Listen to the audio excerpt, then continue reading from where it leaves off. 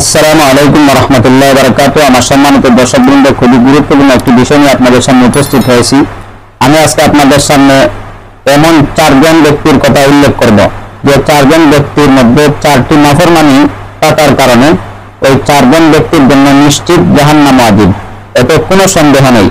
আসুন আমরা হাদিসের একটি গ্রহণযোগ্য কিতাব, যে কিতাবের নাম হচ্ছে সুনানে নাসাই, নাসাই শরীফের মধ্যে উল্লেখ আছে আমাদের প্রিয় নবী সাল্লাল্লাহু আলাইহি সাল্লাম থেকে একটি হাদিস।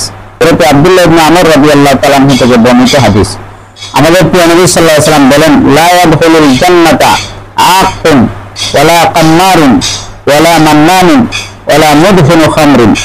আমাদের প্রিয় নবী সাল্লাল্লাহু আলাইহি সাল্লাম বলেন, কখনো জান্নাতে প্রবেশ করতে পারবে না যারা মা বাবার সাথে নাফরমানি করে, মা বাবার সাথে ভালো আচরণ করে না, তাদের সাথে ভালো ব্যবহার করে না, তাদেরকে খেদমত করে না, শব্দ অনুযায়ী তাদেরকে খোঁজ খবর রাখে না।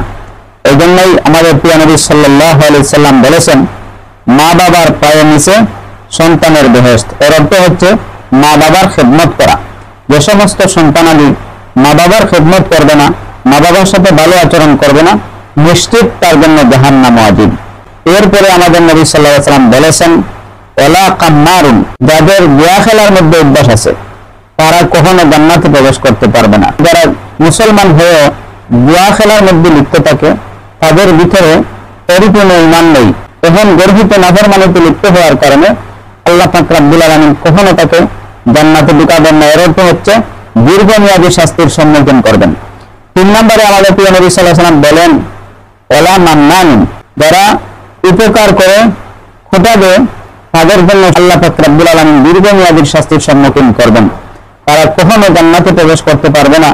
আমাদের প্রিয় নবী সাল্লাল্লাহু আলাইহি সাল্লাম সতর্ক করে দিয়েছেন এবং ধমক দিয়েছেন।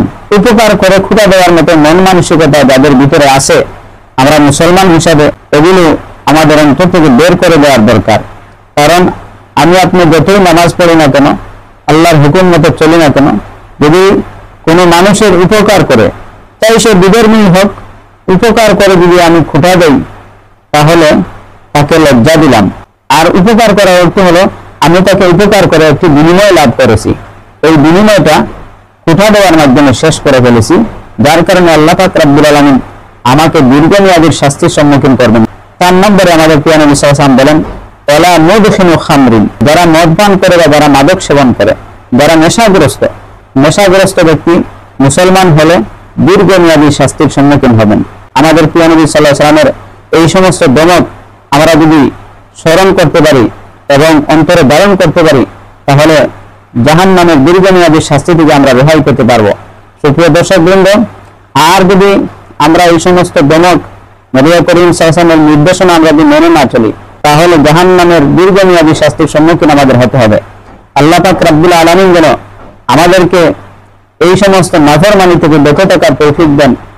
বিশেষ করে হযরত আব্দুল্লাহ ইবনে আমর রাদিয়াল্লাহু তাআলা আনহু থেকে বর্ণিত যে হাদিসটি, 1 নম্বর মা বাবার অবাধ্য হওয়া, 2 নম্বর জুয়া খেলা, 3 নম্বর উপকার করে খোটা দেওয়া, 4 নম্বর মদ পান করা বা মাদক সেবন করা। এই সমস্ত নাফরমানি থেকে অবশ্যই আমাদেরকে বেঁচে থাকতে হবে।